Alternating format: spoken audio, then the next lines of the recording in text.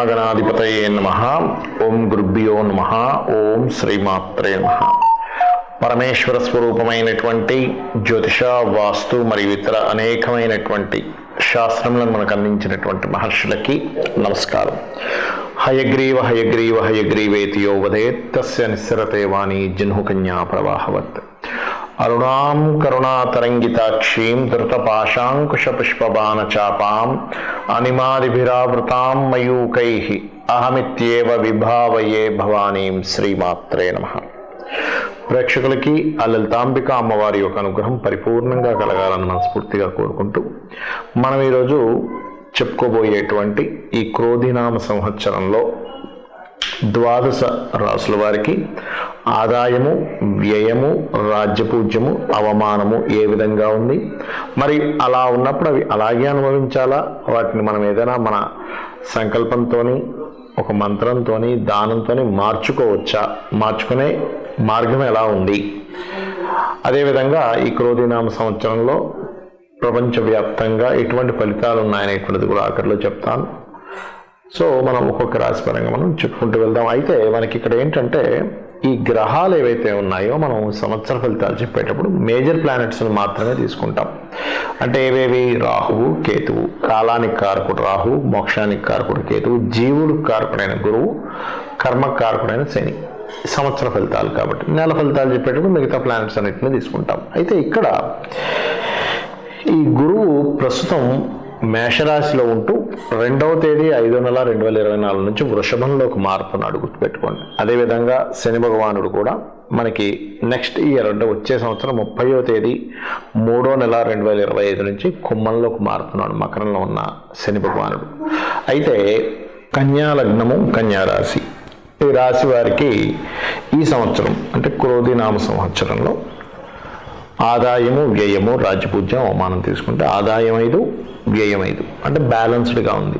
రాజ్యపూజ్యం 5, అవమానం మాత్రం 2 ఉంది. అంటే ఏమిటి? బ్యాలెన్స్డ్గా ఉన్నది. సహజంగానే కన్యవారికి చూసుకున్నట్లయితే వీళ్ళకి మేనేజ్మెంట్ స్కిల్స్ ఎక్కువగా ఉంటాయి. మరి ఆదాయం ఈక్వల్గా ఉంటే మరి ఎంతో కొంత సేవింగ్స్ ఉండాలి కదా అనేటువంటిది ఉంటుంది. కాబట్టి ఈ కన్యారాశి వారు ప్రధానంగా చేసుకోవాల్సినటువంటి పరిహార మార్గం ఏమిటి చూసుకున్నట్లయితే, ఆదాయం పెరగాలి అంటే ఈ 2వ స్థానం ఏదైతే ఉందో బాగా యాక్టివేషన్ అవ్వాలి. ఎలా యాక్టివేషన్ అవుతుంది? లలితా సహస్రనామాల్లో ఓం సంపత్కరీ సమారూఢ సింధుర వ్రజ సేవితాయే నమః అనే నామస్మరణ చేసుకుంటే ఖచ్చితంగా యాక్టివేషన్ అవుతుంది, అందులో సందేహం లేదు. కాకపోతే మీకు రాశిలో కేతు సంచారం ఉంది, ఈ సంవత్సరం అంతా కూడా ఉంటుంది, మే వరకు ఆల్మోస్ట్. అంటే నెక్స్ట్ ఇయర్ మే వరకు 2025 వరకు ఉంటుంది ఆల్మోస్ట్. కాబట్టి మరి ఇక్కడ ఏం చేయాలండి?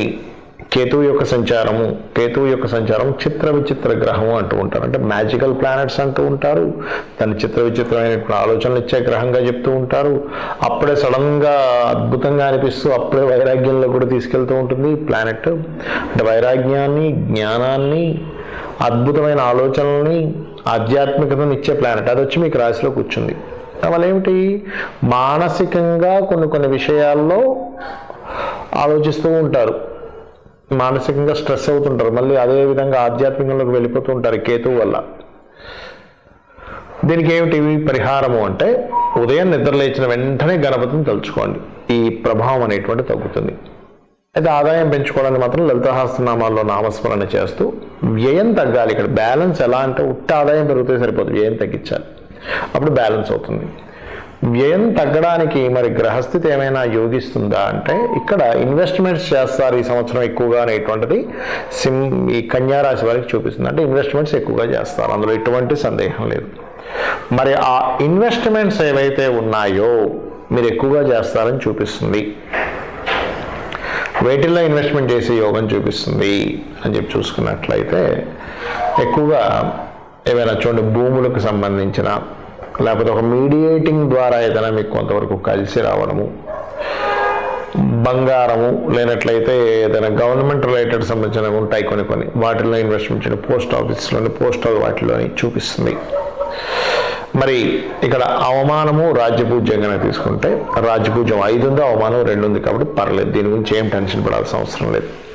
మరి మిగతా గ్రహస్థితి రీత్యా మీకు మిగతా అంశాలు ఎలా ఉన్నాయి? కొన్ని కేతువు రాశిలో ఉన్నందుకు కదలడానికి, కొన్ని విషయాలు కదలడానికి కొంచెం ఆటంకం అవుతూ ఉంటుంది. కాబట్టి మీరు ఎక్కడికి ప్రారంభమైనా, ఎక్కడికి మూమెంట్ వచ్చినా గణపతిని తలుచుకుంటూ ముందుకు కదలండి, మీకు ఆటంకం అనేటువంటిది రాదు. అలాగే మరొక విషయం ఏంటంటే, మే లోపల మీకు ఏదైనా గృహము వాహనం కొనుగోలు చేసి యోగం చూపిస్తుంది, లేదా మరలా మీకు ఆల్మోస్ట్ అక్టోబర్ మాసం నుంచి మరలా మీకు చూపిస్తుంది. ఈ సంవత్సరం అక్టోబర్ మాసం నుంచి ఒక 4-5 నెలల వ్యవధిలో ఇది గృహ వాహన సంబంధించిన కుదుర్చుకోవడానికి. కాకపోతే ఇక్కడ రుణాలు తగ్గించుకోవడానికి కూడా యోగం ఉంది. ఈ సంవత్సరం రుణాలు తీర్చుకునేటువంటి యోగం కూడా ఉంది. కాకపోతే కొంచెం సంతానం విషయంలోని ఓల్డ్ ఫ్రెండ్స్తో కొంత స్ట్రెస్ అనేటువంటిది ఉంటుంది. వివాహ సంబంధించిన కుదరడం కూడా మీకు, విదేశీ సంబంధాలు కుదురుతాయి ఈ గ్రహస్థితి ఉన్నప్పుడు, విదేశాల్లో ఉండేవారి యొక్క సంబంధాలు కుదరడం. అయితే మే నుంచి మాత్రం ఎవరితోనైనా కొత్తగా కాంట్రాక్ట్స్, ఒక ఒప్పందం కుదుర్చుకోవడానికి చాలా అనుకూలంగా ఉంది. మరి ఉద్యోగ సంబంధించిన వ్యవహారాలు ఇవన్నీ ఎలా ఉంటాయి? ఖచ్చితంగా కొత్త ఉద్యోగాలు రావడము, ఉద్యోగంలో ఇంప్రూవ్మెంట్స్ ఇవైతే ఉన్నాయండి, అందులో ఎటువంటి భయపడాల్సిన పని లేదు.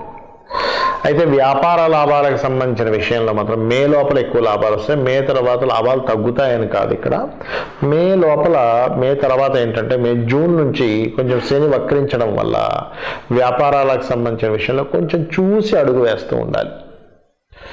అయితే మీకు ఇక్కడ ఈ 5వ అధిపతి 6లో ఉండడము, సప్తమంలో రాహు ఉండడము, లగ్నంలో కేతు ఉండడము, ఈ కాంబినేషన్స్ ఏమిటంటే పర్టికులర్గా మీకు గుర్తుపెట్టుకోండి, కాలభైరవష్టకం లేదా వెంకటేశ్వర స్వామి యొక్క ఆరాధన, వెంకటేశ్వర స్వామి యొక్క నామస్మరణ మరియు గణపతి యొక్క ఆరాధన, ఇవి మీరు ఎంత చేస్తూ ఉంటే మీకు అంత అద్భుతమైనటువంటి ఫలితాలు వస్తాయి. కాలభైరవ అష్టకము, వెంకటేశ్వర స్వామి నామస్మరణ. ఎందుకంటే ఈ పంచమాధిపతి వెళ్ళి 6లో ఉన్నాడు. ఇలాంటి సమయంలో కనీసం ఒక్కసారైనా, ఈ సంవత్సరంలో ఒక్కసారైనా లేదా 2 సార్లైనా చండీ పారాయణం ఎక్కువగా చేయించుకుంటుండండి. చండీ పారాయణం చేయించుకోవచ్చు, తర్పణం చేసుకోవచ్చు, లేదా మీరు పర్టికులర్గా హోమం కూడా చేసుకోవచ్చు. ఇక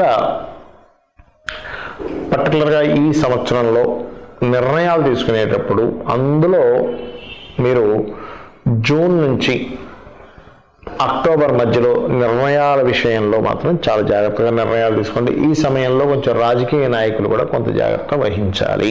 మరి ఈ క్రోధినామ సంవత్సరంలో భౌగోళికంగా దీన్ని ముండేన్ ఆస్ట్రాలజీ అంటారు. అంటే బయట పరిస్థితులు ఎట్లా ఉంటాయి? క్రోధి అంటే క్రోధములు, ఒకరి మీద ఒకరికి విద్వేషాలు, కోపాలు పెరిగేటువంటి గ్రహస్థితి నడుస్తుంది. ఆల్రెడీ ఫిబ్రవరి నుంచి ప్రారంభం అయిపోయింది అనుకోండి.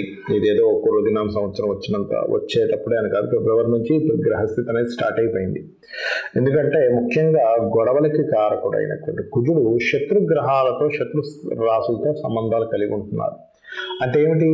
ఈ యొక్క క్రోధినామ సంవత్సరం కంటే ముందే కుజుడి యొక్క సంచారం మకరం నుంచి ప్రారంభమై రవితో కలుస్తూ, దాని తర్వాత మనకి కుంభంలో ఉండేటువంటి శనితోని, దాని తర్వాత మీనంలో ఉండే రాహుతోని, వీటన్నిటిని క్రాస్ చేసుకుని వెళ్తున్నాడు కుజుడు. దీనివల్ల ఏమిటి? రాజులకి కొంతవరకు ముప్పు.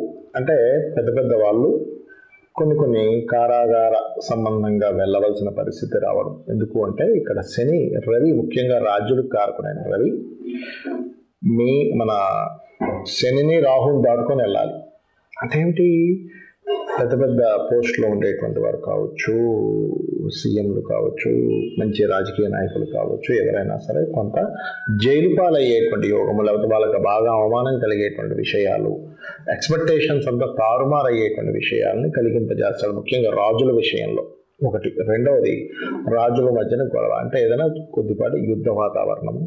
అదేవిధంగా కుజుడు పోలీస్కి వీటికి కారకుడు కదా, కాబట్టి ఇతని సంచారం కూడా దీని మీద ప్రయాణం జరుగుతుంది కాబట్టి ఈ మిలిటరీ రిలేటెడ్ సంబంధించిన సరిహద్దుల్లో కొంత గొడవ వాతావరణం ఉండడం, ముఖ్యంగా అతి ముఖ్యంగా మీనరాశిలో రాహు సంచారం జరిగేటప్పుడు ప్రత్యేకంగా 2 విధాల ఇవి జరుగుతుంటాయి. ఏమిటి అంటే, ఒకవైపు ధార్మిక సంబంధించినటువంటి విషయంలో ఇంప్రూవ్మెంట్స్ జరుగుతూ ఉంటాయి, మరొక వైపు ధార్మిక సంబంధించిన విషయాలను కాపాడుకోవాల్సిన పరిస్థితి కూడా వస్తూ ఉంటుంది. అంటే నెగటివ్ అండ్ పాజిటివ్ స్ప్రెడ్ అనేది చాలా ఎక్కువగా జరుగుతుంది. దేని మీద? సనాతన ధర్మ సంబంధించిన విషయాలపైన ఓవర్గా జరుగుతుంది. అంటే ఎట్లాగా, ఒకవైపు విపరీతమైనటువంటి ఆలయ నిర్మాణాలు, వాటి విషయంలో పురోగతి ఎంత వస్తుందో, ఒకవైపు మత కల్లోలాలకు సంబంధించిన విద్వేష సంపూరితమైనటువంటివి ఈ యూట్యూబ్లో అప్లోడ్ చేయడం కానీ, దాని మీద కొంతవరకు ఘర్షణ వాతావరణం ఏర్పడడం కానీ, దానివల్ల కొంతవరకు అల్లర్లు ఏర్పడడం కానీ, ఈ అల్లర్లు, గొడవలు, యుద్ధాలు ఇటువంటివి పెరుగుతాయి ఈ కాంబినేషన్స్ ఉన్నప్పుడు పర్టికులర్గా. ఏమంటే మరి ఓన్లీ క్రోధినామ సంవత్సరం వరకైనా దీని ప్రభావము అంటే, గుర్తుపెట్టుకోండి, ఇక్కడి నుంచి 4 సంవత్సరాల పాటు ఈ సనాతన ధర్మం అనుకోండి, లేనట్లయితే హైందవ సంబంధించిన అనుకోండి, లేకపోతే ధార్మికమైనటువంటి విషయాలకు సంబంధించింది అనుకోండి, దీని మీద ప్రభావం ఉంటుంది. అదేవిధంగా లాయర్లు, జడ్జులు, కొంతమంది ఎవరైతే ఉంటారో అంటే ధర్మాన్ని కాపాడేటువంటి వారి మీద కూడా కొంతవరకు ఇబ్బందికరమైనటువంటి వాతావరణం ఏర్పడుతూ ఉంటుంది, గుర్తుపెట్టుకోండి. అలాగే మరొక విషయం ఏంటంటే, ఈ కాంబినేషన్స్ మరి దీని నుంచి ఎలా బయటపడాలి సామాన్య ప్రజలు అని చెప్పి చూసుకున్నట్లయితే, ఒకటి గుర్తుపెట్టుకోండి, చండీ పారాయణం. మీరు ఎంత చండీ పారాయణం చేస్తే అంత బాగుంటుంది, గుర్తుపెట్టుకోండి. అలాగే దుర్గా, ఓం దుమ్ దుర్గాయ నమః. ఈ 2 ఎవరైతే ఎక్కువగా పాటిస్తూ ఉంటారో, దీంతో పాటు మీనరాశిలో రాహు యొక్క సంచారం అనేటువంటిది పితృదేవతలకి చేసుకుంటూ ఉండాలి. అంటే పితృదేవతల కోసమని మీరు అమావాస్య వచ్చినప్పుడు స్వయం పాకం ఇవ్వడం కనుక చేయగలిగితే అద్భుతమైనటువంటి ఫలితాలు చూస్తారు. చాలా మంది చూడండి, ఏమంటే నాకు ఏం చేయాలో అర్థం కావట్లేదు, ఎన్ని పూజలు చేసినా ఫలితాలు రావట్లేదు అన్నప్పుడు పితృదేవత అనుగ్రహం అక్కడ లోపించిందని అర్థం. కాబట్టి ఇది కూడా చేయాలి. మరి ఇప్పటి వరకు మనం ఈ క్రోధినామ సంవత్సరం ఆదాయ వ్యయాలు ఇవన్నీ చెప్పుకున్నాం. మరి ఇదేనా అంటే కాదు. మీ జన్మజాతకం ఈజ్ మోస్ట్ ఇంపార్టెంట్, గుర్తుపెట్టుకోండి. మీ జన్మజాతకంలో లగ్నం ఎలా ఉంది, మీరు ఏ సమయంలో, ఏ తారీఖుని, ఏ నెల, ఏ సంవత్సరంలో, ఏ ప్రాంతంలో జన్మించారో దాన్ని బట్టి మీ లగ్నంకు ఉన్న బలాన్ని బట్టి గోచారంలో ఏ ఆదాయ వ్యయాలు వచ్చినా, ఎన్ని అవమానాలు, రాజపూజ్యాలు వచ్చినా మీ జన్మజాతకం ఈజ్ మోస్ట్ ఇంపార్టెంట్. ఇది మెయిన్గా రూల్ చేస్తుంది, గుర్తుపెట్టుకోండి. ఇక రెండవది ఏంటంటే, మీకు ధనం ఏ మార్గంలో వస్తుంది, మీరు ఏ మార్గంలో ప్రయత్నం చేయాలి, ఏ దిశ మీకు బాగా కలిసి వస్తుంది. గృహం నిర్మాణానికి, గృహంలో ఉండడానికి, అది రెంట్ అయినా ఓన్ హౌస్ అయినా, మీరు ఏ విద్యని అభ్యసిస్తే బాగుంటుంది. మీరు ప్రొఫెషనల్గా ఇబ్బంది పడుతున్నారంటే మీ దశమ స్థానాధిపతి ఎలా ఉన్నాడు, ఇన్వెస్ట్మెంట్స్ ఎప్పుడు చేయాలి, ఎప్పుడు చేయకూడదు, విదేశాలకు వెళ్తే బాగుంటుందా, ఇక్కడ ఉంటే బాగుంటుందా. అదేవిధంగా మీరు పర్టికులర్గా మీ యొక్క జన్మజాతకంలో ఉండేటువంటి కాంబినేషన్స్ ఏవైతే ఉన్నాయో, మీకు ఎటువంటి పరిస్థితులు మీకు అనుకూలిస్తాయి, అంటే ఏ మార్గంలో ఉంటే మీకు పరిస్థితులు అనుకూలిస్తాయి. వివాహం చేసుకునే సమయం ఎప్పుడు, వివాహం ఎప్పుడు చేసుకోకూడదు. చాలామంది తెలియక రాంగ్ టైంలో చేస్తూ ఉంటారు. ఇన్వెస్ట్మెంట్స్ కావచ్చు, వివాహం కావచ్చు, ఏదైనా కానీ ఇటువంటివన్నీ కూడా మీ జన్మజాతకంలోనే తెలుస్తాయి. మరి ఇవన్నీ ఎందుకు చెప్పుకుంటున్నామని గోచార ఫలితాలంటే, ప్రతి మనిషి తన నిర్ణయం వేరు, బయట ఉండే వాతావరణం వేరు. ఈ 2 మ్యాచ్ అయినప్పుడు సక్సెస్ ఉంటుంది, ఈ 2 మ్యాచ్ అయినప్పుడు అంతంత మాత్రంగా ఉంటుంది లైఫ్. కాబట్టి మీ జన్మజాతక ఫలితాలని, ఈ గోచార ఫలితాలని రెండింటిని తెలుసుకుంటూ, అమ్మవారి యొక్క ఆరాధన, పితృదేవతల యొక్క ఆరాధన చేసుకుంటూ, వీరి యొక్క అనుగ్రహం మీరు పరిపూర్ణంగా పొందాలని మనస్ఫూర్తిగా కోరుకుంటూ, శ్రీమాత్రే నమః.